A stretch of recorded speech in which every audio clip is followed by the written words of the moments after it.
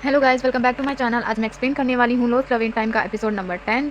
और जिन लोगों ने पिछली वीडियोस को नहीं देखा है वो जाके पिछली वीडियोस को देख ले, वरना ये एपिसोड समझ में नहीं आएगा। तो चलिए बिना किसी देरी के स्टार्ट करते हैं एपिसोड नंबर 10।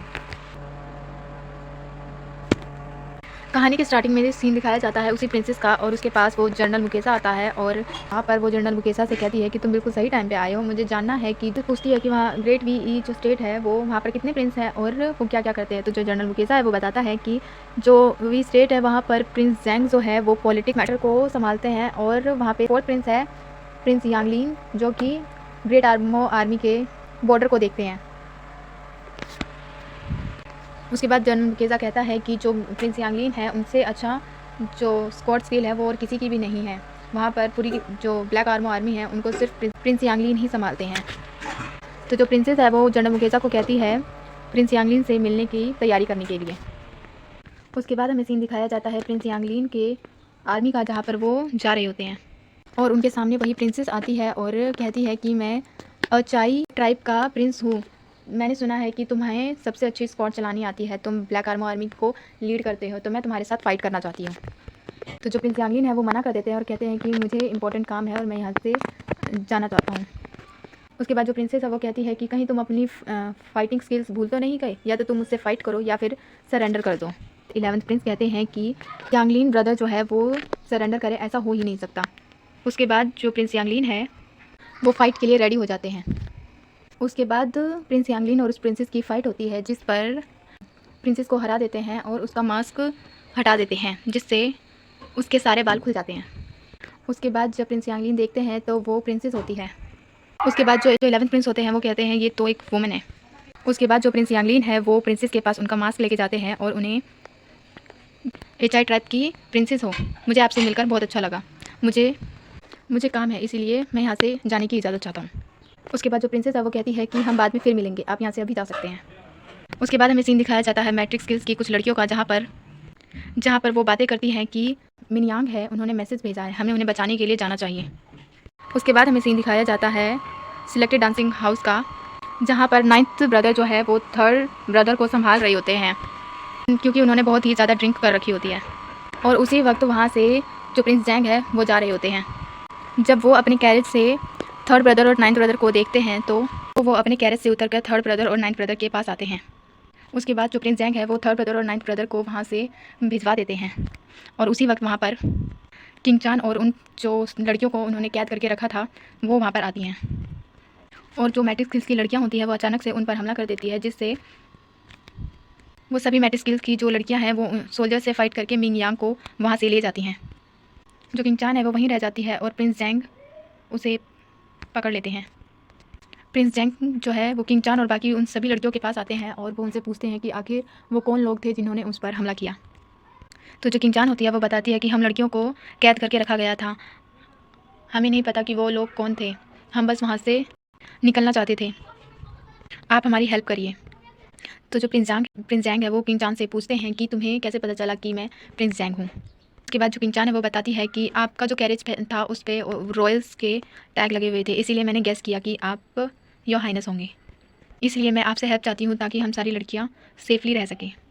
उसके बाद जो किंग चान है वो ब्लैक जेड चैम्बर का नाम लेती है और वो कहती है कि मैं ब्लैक जेड चैम्बर के बारे में जानती हूँ। तो जो प्रिंस जैंग होते हैं वो पूछते हैं कि ब्लैक जेड चैम्बर क्या है। तो जो किंग चान है वो बताती है कि ब्लैक जेड चैम्बर जो है वो डार्क सोर्स को कंट्रोल करने वाली पावर है। तो जो प्रिंस जैंग होते हैं वो पूछते हैं डार्क सोर्स ये क्या है। उसके बाद एक सैनिक आता है, वो प्रिंस जैंग को वहाँ से जाने के लिए कहता है। प्रिंस जैंग जब वहाँ से जाने लगते हैं तो किंग चान उन्हें रोकती है और वो कहती है कि उनकी फ्लूट को वो अपने ज़्यादा से कंप्लीट करेगी, उसे म्यूज़िक के बारे में बहुत कुछ पता है, अगर उसने ऐसा कर लिया तो जो प्रिंस जैंग है वो किंग चान और उन बाकी सारी लड़कियों की हेल्प करें, जिसके लिए प्रिंस जैंग जो है वो मान जाते हैं और कंपटीशन के लिए तैयार हो जाते हैं। उसके बाद डायरेक्ट कंपटीशन दिखाया जाता है, जहाँ पर जो प्रिंस जैंग है वो फ्लूट प्ले कर रहे होते हैं और किंग चान जो है वो बहुत ही ध्यान से म्यूज़िक को सुनकर प्ले कर रही होती है।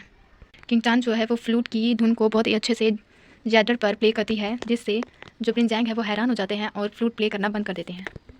उसके बाद जैडर प्ले करते करते जो किंग चान है उसकी हाथ में चोट लग जाती है, जिससे प्रिंस जैंग जो है वो किंग चान की हेल्प करते हैं। उसके बाद जो प्रिंस जैंग है वो ऑर्डर दे देते हैं उन सभी लड़कियों को सेफली उनके घर पहुँचाने का, जिसके लिए किंग चान उन्हें थैंक्स कहती है। इन सब के बाद जब किंग चान वहाँ से जा रही होती है तो वो अचानक से बेहोश हो जाती है, जिसे प्रिंस जैंग संभालते हैं। उसके बाद हमें सीन दिखाया जाता है प्रिंस यांगलिन का, जहाँ पर वो 11th ब्रदर के साथ किसी को लेके जा रहे होते हैं। उसके बाद सीन दिखाया जाता है किंग चान का, जहाँ पर वो बेहोश होती है और उसका ख्याल जो है प्रिंस जैंग रख रहे होते हैं। उसके बाद हमें सीन दिखाया जाता है कि किंग चान को होश आ जाता है और जब वो अपने रूम से बाहर निकलती है तो उसे कुछ भी दिखाई नहीं देता, जिससे वो आगे जाके गिर जाती है, जिसे प्रिंस जैंग जो है संभालते हैं। उसके बाद जो प्रिंस जैंग है किंग चान को कमरे में लेके आते हैं और किंग चान को बेड पे बिठा के बताते हैं कि उनके शरीर में एक पॉइज़न है जो कि बहुत ही ज़्यादा पावरफुल है, जिस वजह से वो अभी कुछ देख नहीं पा रही हैं। उसके बाद किंग चान सोचती है कि कहीं ये पॉइज़न जो है प्रिंस यांगलिन की बॉडी से तो नहीं मिला। उसके बाद हमें सीन दिखाया जाता है प्रिंस जैंग का, जो किंग चान से मिलने आए होते हैं और वो उनसे पूछते हैं कि ये पॉइज़न उनके शरीर में कहाँ से आया, क्या वो बता सकती हैं। जिसके लिए किंग चान मना कर देती है और कहती है उसे इस बारे में कुछ भी नहीं पता। उसके बाद वहाँ पर एक और लेडी आती है, जिसे प्रिंस जैंग किंग चान और उस लेडी को एक दूसरे से इंट्रोड्यूस करवाते हैं। उसके बाद वो लेडी जो है वो बताती है प्रिंस जैंग को कि उन्हें एक टेंपल में जाना है और वो किंग चान का पूरा ख्याल रख लेंगी, जिसके लिए किंग चान जो है उस लेडी को थैंक्स कहती हैं। उसके बाद वो जो लेडी है किंग चान को रेस्ट के लिए किसी दूसरे रूम में लेके जा रही होती है, जिसे किंग चान बहुत ही ज़्यादा ऑब्जर्व करती है और वो ध्यान देती है कि अपने रूम से निकल के वो कहाँ जा रही है और क्या कर रही है। उसके बाद एक सैनिक आता है और जो प्रिंस जैंग है उन्हें वहाँ से बुलाकर ले जाता है। उसके बाद प्रिंस जैंग का सीन दिखाया जाता है, जहाँ पर वो सोच रहे होते हैं कि जो किंग चान है उनके शरीर में जो पॉइज़न है वो बहुत ही ज़्यादा पावरफुल है, उसके बावजूद भी सिर्फ उनको सिर्फ देख नहीं सकती और बाकी सब कुछ ठीक है। उसके बाद हमें सीन दिखाया जाता है रात का, जहाँ पर किंग चान जो है अपने कमरे से निकलकर ग्रीन हाउस की तरफ जा रही होती है और उसे ग्रीन हाउस की तरफ जाते हुए प्रिंस जैंग का एक सेवक भी देख लेता है। उसके बाद वो जो सेवक है वो प्रिंस जैंग के पास आता है और उन्हें बताता है कि जो किंग चान है वो ग्रीन हाउस की तरफ जा रही है। उसके बाद जो किंग चान है वो ग्रीन हाउस में पहुंच जाती है और एक बटरफ्लाई को वहाँ पर डार्क सोर्स को ढूंढने के लिए भेजती है और उसी वक्त वहाँ पर प्रिंस जैंग आ जाते हैं और वो पूछते हैं कि अभी आधी रात हो रही है और इस वक्त किंग चान जो है वो यहाँ पर क्या कर रही हैं। उसके बाद जो किंग चान है वो बताती है कि वो बाहर घूम रही थी और जो फ्लावर्स हैं उनकी जो फ्रेग्रेंस है, स्मेल, वो बहुत ही ज़्यादा अच्छी थी, जिस वजह से वो यहाँ पर आ गई। उसके बाद जो प्रिंस जैंग है वो बताते हैं कि यहाँ पर मेरे पास एक रेयर फ्लावर है, जिसकी वजह से आपकी जो आइज़ है वो वापस आ सकती हैं। उसके बाद जो प्रिंस जैंग है वो उस फ्लावर का रस लेकर किंग चान के पास जाते हैं, लेकिन वो उस वक्त उस गोल्डन बटरफ्लाई को भी देख लेते हैं।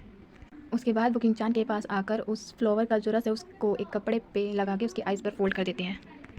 उसके बाद जो प्रिंस जैंग है वो किंग चान को उनके कमरे में छोड़ने जाते हैं रेस्ट करने के लिए। उसके बाद सीन दिखाया जाता है प्रिंस यांगलिन और 11th ब्रदर का, जहाँ पर वो दोनों बातें करते हैं कि अभी जो साउजी है उसके मरने के बाद पिक्सन कंट्री में क्या हो रहा है। और उस पर 11th ब्रदर बताते हैं कि अभी तक उन्होंने कोई एक्टिविटी नहीं की है। उसके बाद प्रिंस यांगलिन पूछते हैं कि अभी जो प्रिंस जैंग है वो कहाँ पर है।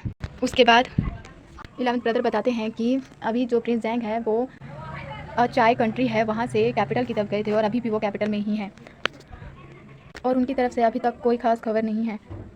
वो अभी कैपिटल में ही हैं और उन्हें एक नोबल लेडी मिली थी जिसकी अभी वो बस हेल्प कर रहे हैं। उसके बाद जो प्रिंस यांगलिन है वो कहता है क्या वो लेडी किंग चान थी, जिस पर जो 11th ब्रदर है वो यस कहते हैं।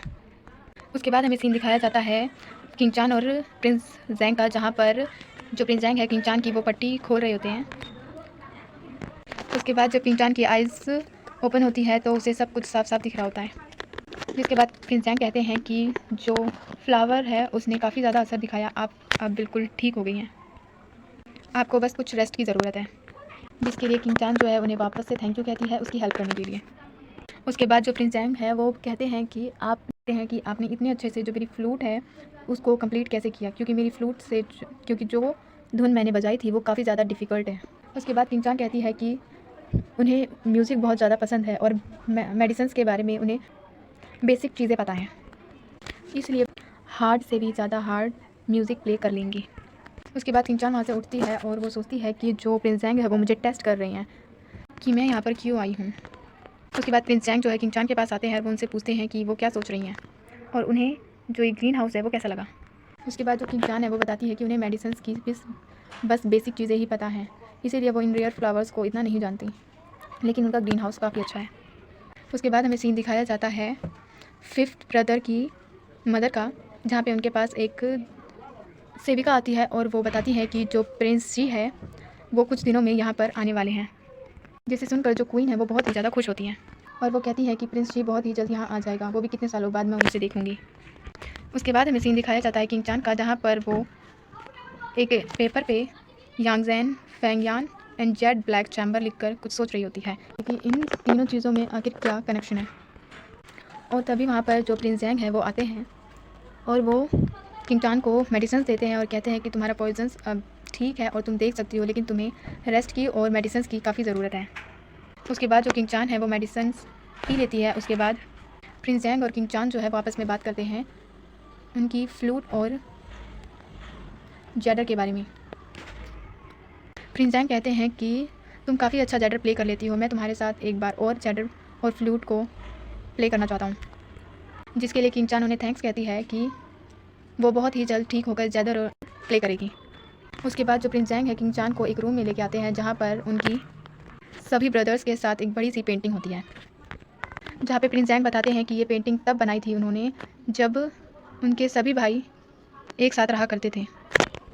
उसके बाद जो किंग चान है उसकी नज़र पेंटिंग में एक पर्सन पर जाती है, जिसे देखने के बाद वो बहुत खुश हो जाती है और पूछती है कि ये कौन है।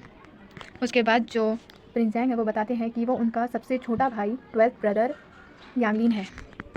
उसके बाद किंग चान पूछती है कि जो यांगलिन है वो सबसे छोटा ब्रदर है, जिसके लिए प्रिंस जैंग जो है वो यस कहते हैं। उसके बाद उनके पास एक सैनिक आता है, वो उन्हें एक लेटर देता है, जिस लेटर को पढ़ने के बाद जो प्रिंस जैंग है वो बहुत ही ज़्यादा शॉक्ड हो जाते हैं। उस लेटर में 7th प्रिंस और 5th प्रिंस शी जो है वो मर चुके हैं, ये लिखा होता है। उसके बाद वो किंग चान को कहते हैं कि आप अपना ख्याल रखिएगा, मैं किसी को बोल दूंगा कि वो आपका पूरा ख्याल रखे, लेकिन अभी मुझे यहाँ से जाना होगा। उसके बाद जो प्रिंस जैंग है वो अपनी मदर के पास आता है, उन्हें पहले ग्रीट करता है। उसके बाद वो वहाँ पर अपनी मदर से बातें करता है, जहाँ पे उसकी मदर कहती है कि जो 5th ब्रदर प्रिंस शी है वो कुछ ही दिनों में यहाँ आ जाएंगे, जिसके लिए वो बहुत ही ज़्यादा खुश है। लेकिन जो प्रिंस जैंग है वो उन्हें बताते हैं कि जो 5th ब्रदर है वो मर चुके हैं, जिसे सुनने के बाद वो बहुत ही ज़्यादा दुखी होती हैं और बहुत ही ज़्यादा रोती हैं। उसके बाद जो प्रिंस जैंग है वो अपने मन में कहते हैं कि वो जो प्रिंस शी है उनके कातिल को ढूंढ के रहेंगे और पूरी अच्छी तरह इस केस की इन्वेस्टिगेशन करेंगे। यहीं पर हो जाता है ये ड्रामा खत्म। अगर आपको मेरा ये एक्सप्लेनेशन पसंद आए तो प्लीज़ मुझे लाइक करें, शेयर करें एंड सब्सक्राइब करें और मुझे कमेंट करके बताएं कि आपको ये एक्सप्लेनेशन कैसा लगा। Thank you so much for watching.